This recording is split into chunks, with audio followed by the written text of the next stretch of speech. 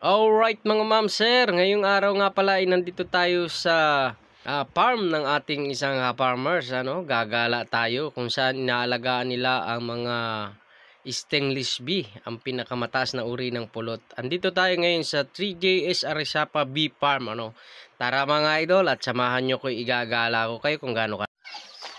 Guys, mga lukutan dito. Grabe mga alaga talaga .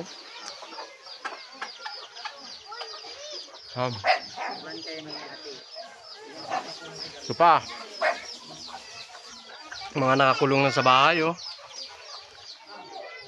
ayan puno na grabe, nakapaikot sa bahay yung sa likod.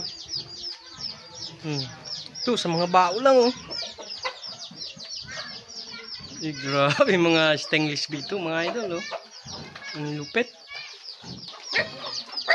Kamo nito. Suka-suka lang. Wow. Ayun pa. Ayan, aldong galing. Ayan. Ayan, ay sus, dami. Papaikot pa po yan dyan. Ay, dami.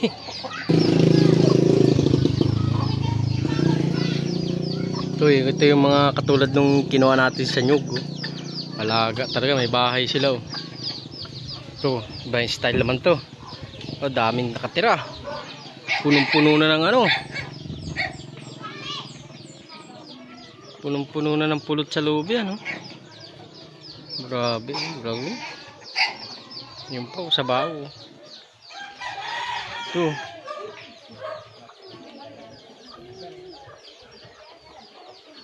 Astig.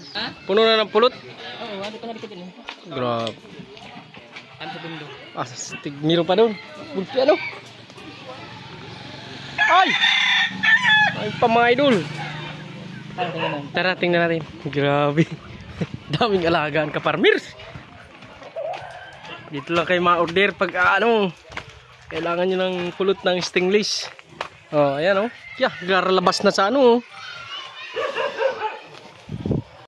gulpi galing mo pati mga style, mga bao lang. Dami talaga. Nasaan na yung kinuha natin doon kay Kuya Efren? Nakabox na? Ito po, gulpi talaga. Astig ito Hindi mo pa yata ito nagalaw. Simula pagkakuha sa punong-puno ng pulot. Grabe na ang labas Talagang madami ng pulot yan. Ay, magsamang ibon. Ay, ito. Ito mas malupit. Ay, kago. Ay, nahulog na kasi. Grabe lupit talaga Puno na ito kaya Alan. Relabas na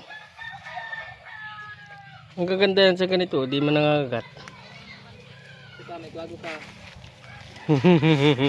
May kwago pa mga guys Liliit lang. Hindi siya nag-aaway Grabe mga idol, dami. Pag nagalit pala yan sa iyo, puno.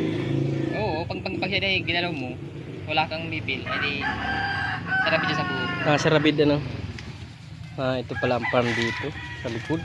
Dami pa doon. Grabe. Ito, laki nito. Bago lang yan.